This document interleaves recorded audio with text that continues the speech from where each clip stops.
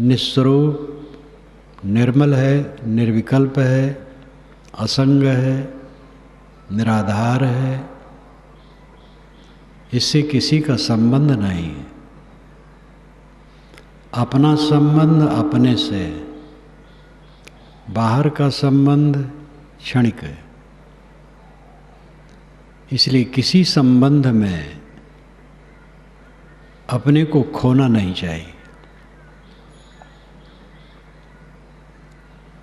किसी का संबंध हुआ है, होता रहता है, देह धरे हैं तो व्यक्तियों, वस्तुओं, परिस्थितियों का संबंध होता रहता है और इसमें विकार आने की संभावना रहती है। साधक को ये निरंतर सोचना चाहिए कि सारा संबंध क्षणिक है। क्षणिक होने से अंत में झूठा है और उसी में मिल करके हम द्वंद्व ग्रसित होते हैं। अपना संबंध अपने से नित्य बना रहता है। बाहर के प्राणी पदार्थों से फायदा हमें क्या मिलता है? द्वंद्व, कलह, विकार। इसलिए बड़ी सावधानी से जीवन बिताना चाहिए।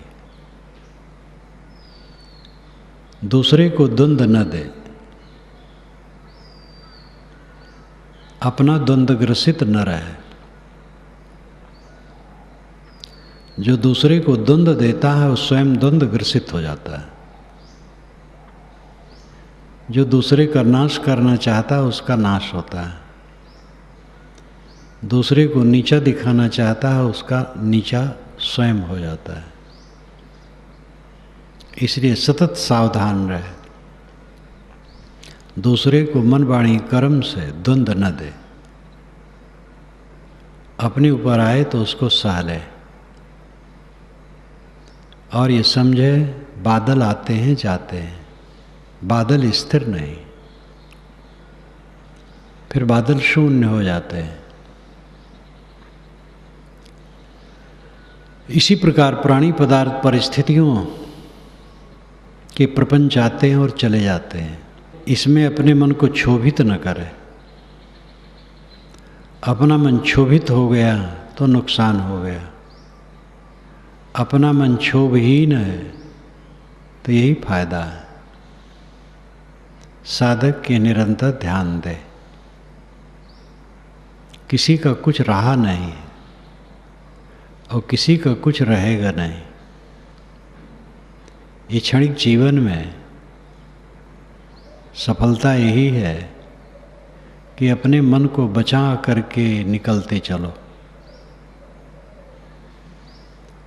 अगर आदमी से गलत हो जाए तो उसे पश्चाताप होता है। पश्चाताप का अर्थ होता है पश्चात ताप, पीछे मन की जलन।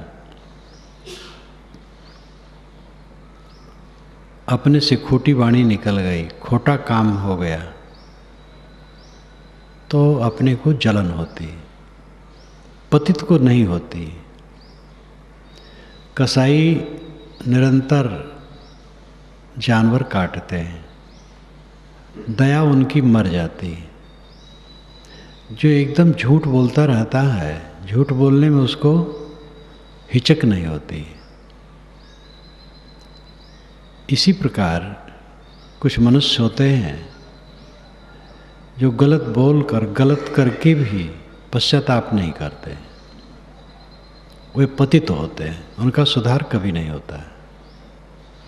जिसके मन में पश्चाताप आता है उसका सुधार होता है। पश्चाताप में ध्यान देना चाहिए कि वो पश्चाताप लिए बैठा न रहे। वो मन की दुर्बलता है। उससे इतनी सावधानी ले ले कि ऐसी गलती न होगी बस, और सावधानी से चले। गलत नहीं किया जाएगा तो पश्चाताप बंद हो जाएगा। अपनी गलतियों से सावधानी लेना चाहिए। अपनी गलती गुरु बन जाती है अच्छे आदमी के जीवन में। और जो अंधाधुंध में है, पतित हृदय का है, वो तो जब समय होगा तब गलत करेगा। छोटे के लिए करेगा, बड़े के लिए करेगा, सब के लिए करेगा, उसको होश हवास ही नहीं, उसकी बात छोड़ दो। लेकिन जो कल्याण चाहेगा, जिसके हृदय में जगह होगी, उससे त्रुटि होने पर ग्लानि होगी। लेकिन ग्लान में यही ध्यान होना चाहिए वो ग्लान बनी न रहे। उस ग्लान से इतनी चेतावनी ले ले कि ऐसा काम नहीं होगा बस, और स्वच्छ हृदय प्रसन्न हो करके अपना काम करना चाहिए। जीवन यात्रा बड़ी सरल है और बड़ी कठिन है। अहंकार छोड़ करके रहने से, कामनाओं को जीत करके रहने से जीवन यात्रा सरल है। अहंकार कामनाओं में उलझ जाने से फिर जीवन यात्रा कठिन हो जाती है। मन भारा तन भार है, भारा जय संबंध है। अमान अकाम हुए काज कर, छोड़ मान मद अंध। ये विशाल देव की साखी है। मन भारा, मन का भार है तुम्हारे पास। मन तुम्हें कितना नचाता है, मन कितना जलाता है, कितना उद्वेगित करता है, कहाँ कहाँ नचाता है। मन का भार तुम्हारे ऊपर है। तन भार है, शरीर को खिलाओ पिलाओ, रोग व्याधि हो, चिकित्सा कराओ, संयम से रहो, दवाई करो। इसके प्रेमी और वैरी हैं, प्रेमियों को निभाओ, वैरियों से बचो। तन भार है, भारा जय संबंध है, और संबंधों में भार है। जीवन जब तक है संबंध होता रहता है। ऐसी जगह में उछलने कूदने का अवसर है, अहंकार करने का अवसर है। दूसरे के दोषों को देखकर अहंकार करने की जगह है। तुम्हारे में भरा है एड़ी से चोटी तक मल, तुम्हें ख्याल नहीं है और तुम इतरा रहे हो। मन भारा तन भार है, भारा जय संबंध। इसलिए साहब कहते अमान अकाम हुए काज कर। निर्माण और निष्काम होकर के कल्याण का काम करो। छोड़ मान मद अंध। मान और मद की अधियारी का रास्ता छोड़ दो। सातों शब्द जो बाजते, घर घर होते रागे, ते मंदिर खाली पड़े, बैठन लागे कागे। सारे गामा पाधानी,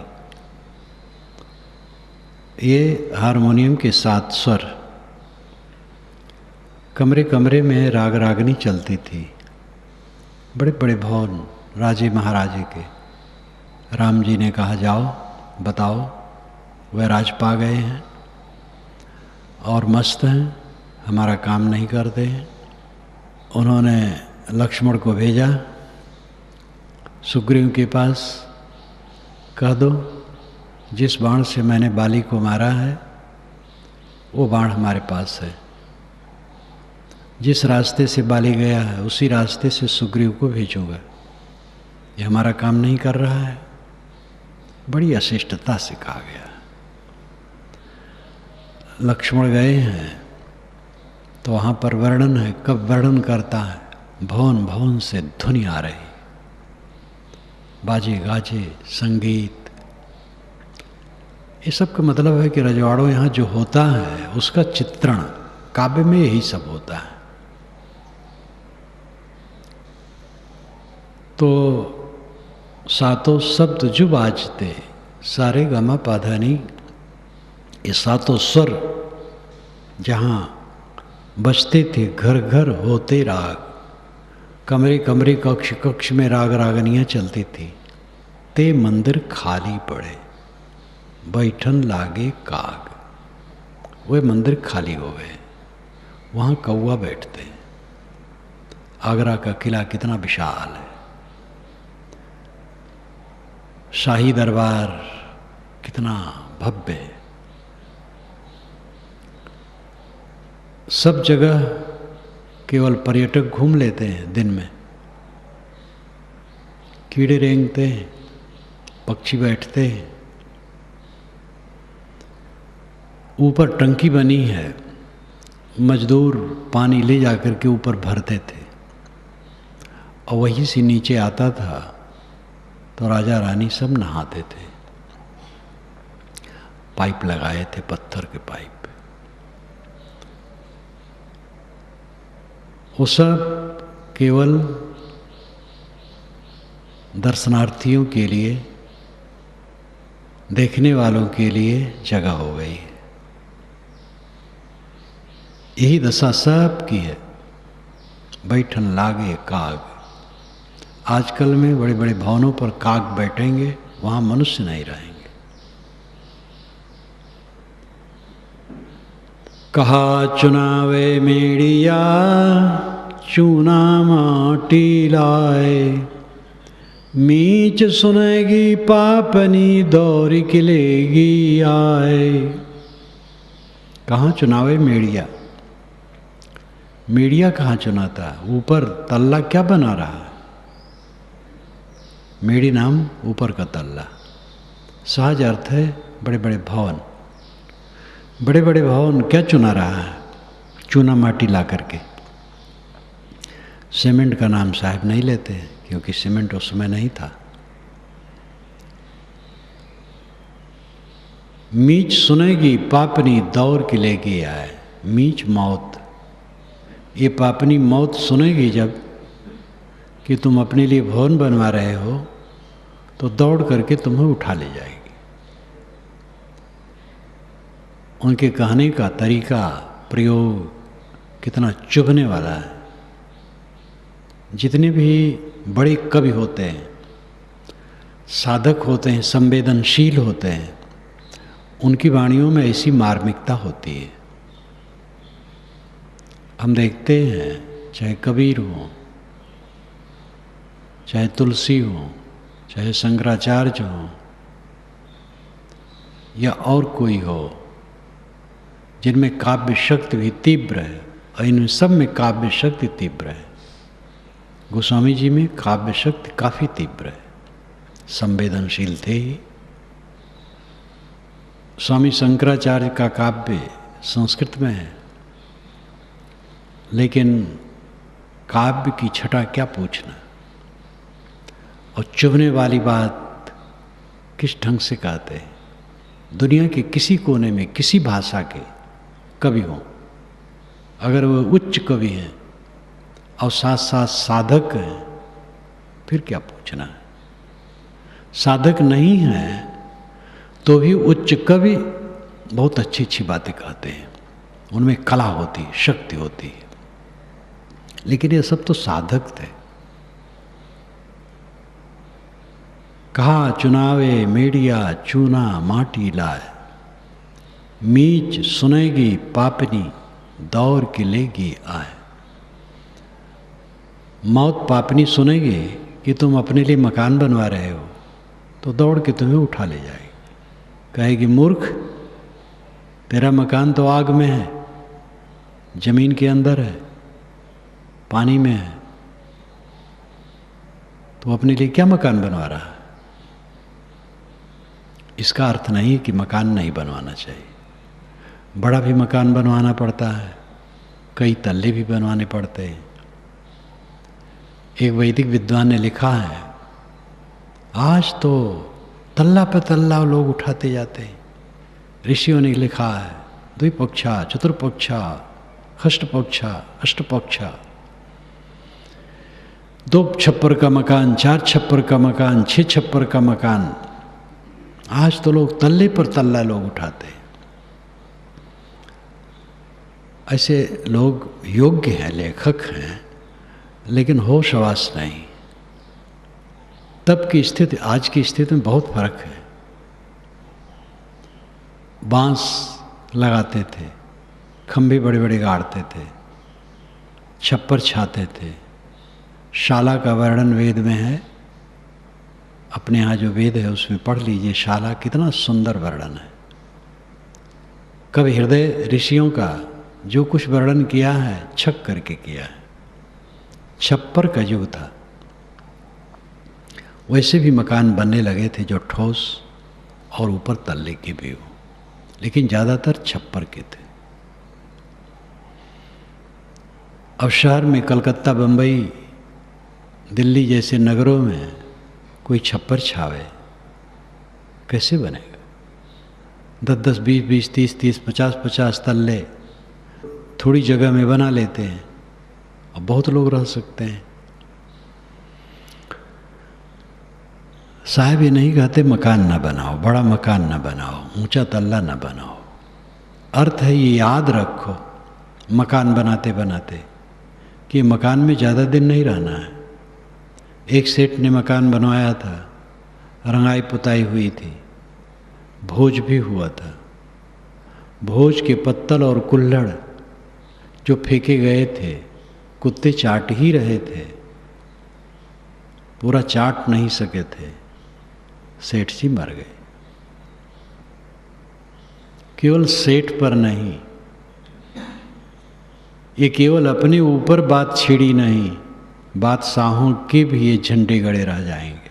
सबकी दशा है।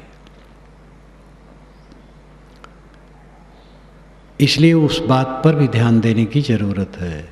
मकान बनवाओ, लेकिन मकान से निकलना है। भूला लोग कहें घर मेरा, इसीलिए साहब कहते हैं। एक ही बात पे हम भूल जाते हैं, मकान बना लिए अस्थाई हो गए। हम मकान में रहते हैं, कोई मकान बनवाया है, हमें योग्यता बन जाए हम भी बनवा दें। एक राजा घोड़ा पर बैठा सैर करने निकला था, खेत के मेड़ से हो कि उसका घोड़ा जा रहा था। एक 75 वर्ष का बूढ़ा पेड़ लगा रहा था खेत में। राजा घोड़ा रोक दिया, बुलाया, तुम्हारी क्या उम्र है? हुजूर 75 वर्ष। ये पेड़ लगाते हो, इसके फल कितने दिन में आएंगे? कि हुजूर 10 वर्ष के पहले नहीं आएंगे। कहे तो क्या तुम 10 वर्ष तक जियोगे? कि हुजूर मैं फल खाता हूँ, कोई पेड़ लगाया है फल खाता हूँ, इसलिए मैं भी लगा देता हूँ, कोई खाएगा। यही रास्ता ठीक है, काम करना पड़ता है, लेकिन मन उसी में रख लेना कि ये सच है, यही रहना है, ये धोखा है। हरदम अपने चित्त को उठाए रखना है इस संसार से। कहाँ चुनावे मेड़िया लंबी भीत उसारी, घर तो 3.5 हाथ घना तो 4.25। ऊंचा भवन क्या बनवा रहा है? लंबी भीत और लंबी वसारी, बड़ी बड़ी दीवारें और बड़े बड़े बरामदे। घर तो तुम्हारा 3.5 हाथ का है। जीते मरते दोनों समय, जीते हो 3.5 हाथ में सो जाते हो, मरोगे अगर लेटाया जाए कब्र में तो भी वही 3.5 हाथ चाहिए। घना तो 4.25, ज़्यादा हो तो 4.25, बस हो गया। ये भी लाक्षणिक है। कोई रहने का मकान बनवाए तो 3.5 हाथ का बनवाए या 4.25 हाथ का बनवाए, ये राय साहब की नहीं है। साहब जहाँ रहते होंगे वो भी घर चाहे फूस का ही हो और खुला होगा। स्वामी शंकर ने जो वर्णन किया है अपने पदों में, तो मैं भाष्य करते हुए बीच में लिखता हूँ कि स्वामी शंकर का ये भाव नहीं है। तो जोर देने के लिए बात आती है, मन ही अविद्या है और कुछ अविद्या नहीं, ये स्वामी शंकर ने कहा है। तो मैंने लिखा ये बहुत गंभीरता से सोचने की चीज़ है। मन ही से मोक्ष भी होता है, स्वामी जी आगे कहते हैं। तो अशुद्ध मन अविद्या है, शुद्ध मन कल्याणकारी है। हाँ, मन अपने आप में झंझट है। मन न होता तो हमारे लिए संसार न होता, लेकिन मन है तो उसको शुद्ध रखना है। शुद्ध मन कल्याणकारी है, अशुद्ध मन अकल्याणकारी है। इसलिए मन ही अविद्या है का अर्थ यही है कि मन में जो राग द्वेष है वही अविद्या है। तो ये जो छंद होते हैं, चाहे किसी भाषा के छंद हो, कविता, छंद का अर्थ ही होता है ढका हुआ, उसमें सारा अर्थ खुला नहीं रहता है, क्योंकि छंद में थोड़े शब्द जोड़े जाते हैं। गद्य में खुला रहता है। गद्य भी कहीं काव्यात्मक होता है, इसलिए वो भी समझने योग्य होता है। समझ करके ही अर्थव्यवस्था होने से वो बोधगम्य होता है और लोगों को बोध देता है। जहाँ समझ करके काम नहीं किया जाता है वो ज्ञान भी अज्ञान बन जाता है। 5 तत्व का पूतरा मानुष धरिया नाम, दिनाचार के कारणे फिर रोके ठाम। 5 तत्व का पुतला, ये मानव शरीर, इसका नाम मानव रखा गया। दिनाचार के कारणे फिर रोके ठाम। 4 दिन की जिंदगी इसमें उलझ जाते हो और अपने कल्याण का रास्ता रोक लेते हो। जो कुछ मिला है कब तक रहेगा? कोई आपको तकलीफ दे रहा है, कब तक देगा? आप क्षोभित ना हो, अपने को संभालो, तब तकलीफ देने वाला भी हट जाएगा। वो प्रकृति का स्वभाव ही कोई स्थिर नहीं रहता है। आप उसको तकलीफ देने की न सोचो।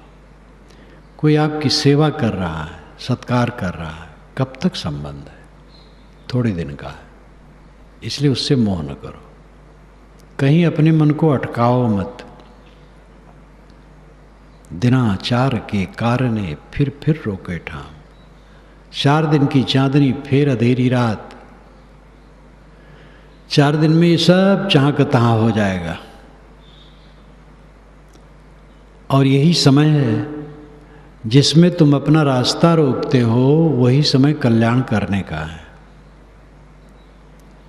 प्राणी पदार्थों के उद्वेग में पड़ करके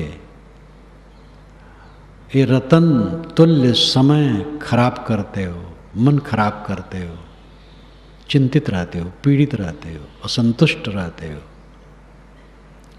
और जिसका संबंध वो रहेगा नहीं। पिछले वाला कहाँ रहा?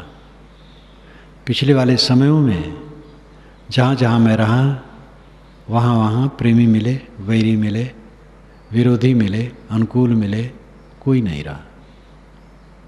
आज का भी कोई नहीं रहेगा। इसलिए अपने मार्ग को न रोको, धुनो अपने मन को रात दिन।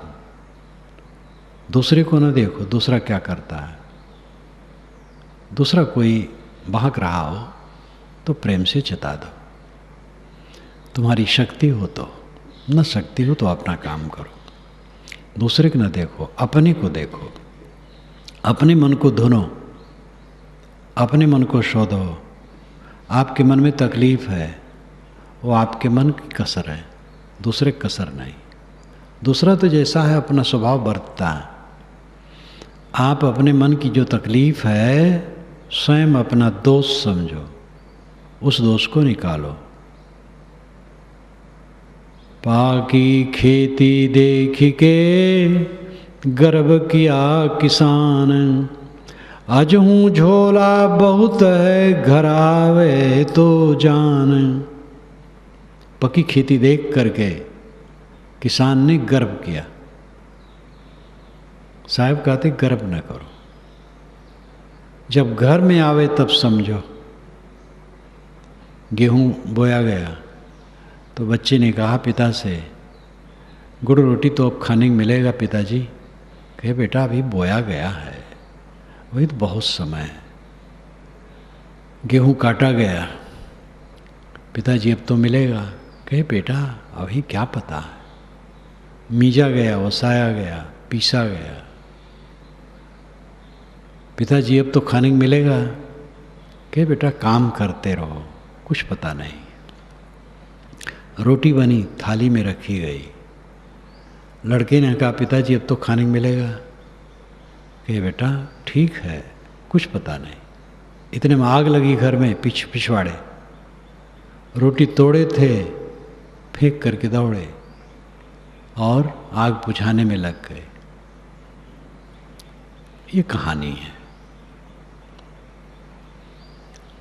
जो कुछ संसार की चीज़ें हैं उनका इत्मीनान नहीं किया जा सकता है। कब क्या होगा कोई नहीं जानता, सब क्षणिक क्षणिक क्षणिक।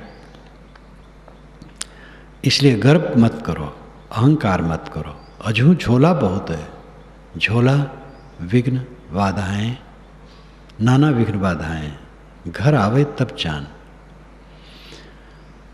दुनिया की चीज़ों में अपनी सुवस्था नहीं है, कल्याण के काम में पूरी सुवस्था है। ये सबको विश्वास होना चाहिए। और साधक इसको सहज समझ सकता है अगर साधना करता है तो। साधना नहीं करता है तो नहीं समझ पाएगा। जो साधना करेगा वो समझ पाएगा। साधना करने वाला देखता है कि हमारे मन में उद्वेग आता है और लगता है ये उद्वेग सार्थक है, और ये उद्वेग कैसे जाएगा। लेकिन साधना द्वारा जो उद्वेग शांत हो जाता है और फिर प्रसन्न हो जाता है, तब उसको लगता है कि हमारे मन का बादल था, यथार्थ नहीं था, हमारी भूल थी। फिर इस प्रकार वो कुश्ती लड़ते हुए जीवन में चलता है तो आगे आगे उसको अनुभव होता चला जाता है। इसलिए कभी जब कोई बात आती है तो समझता ही झूठ है। अभ्यस्त हो जाने पर, पूर्ण प्रवीण हो जाने पर सारे संस्कारों का धुर्य धुर्य हो जाता है। उसके सामने कुछ टिक ही नहीं सकता है। साधना करने में लगे तो अनुभव होने लगेगा। जो साधना नहीं करेगा उसको अनुभव नहीं होगा। उसको तो लगेगा कि जो मन का विकार है, मन का दलदल है, ये यथार्थ है और ये खत्म नहीं हो सकता है। काम वासना मिट नहीं सकती, इस प्रकार का भ्रम होगा। लेकिन साधना द्वारा जो निरंतर आगे बढ़ता जाता है, इसका अनुभव करता है, तो पूरा मन सुबह संतुलित, सरल, पवित्र करने का अधिकार हर इंसान को है। कल्याण के काम में ही आपकी पूरी स्वतंत्रता है और किसी बात में आपकी स्वतंत्रता नहीं है। सबसे अपने को अच्छा कहलाने की चेष्टा तो सबसे बड़ी भूल है। कौन किसको अच्छा कहने के चक्कर में पड़ता है? किसकी परवाह किसको है? क्यों चाहते हो कि लोग हमें अच्छा कहें? अपने को देखो, अपने को शोधो, किसी से कुछ पाने की लालसा न रखो। जो बन सके दूसरे की सेवा करो, दूसरे को अच्छा कहो, बुरा न कहो। दूसरे को अच्छा कहो और अपने को अच्छा कहलाने के लिए चेष्टा न रखो।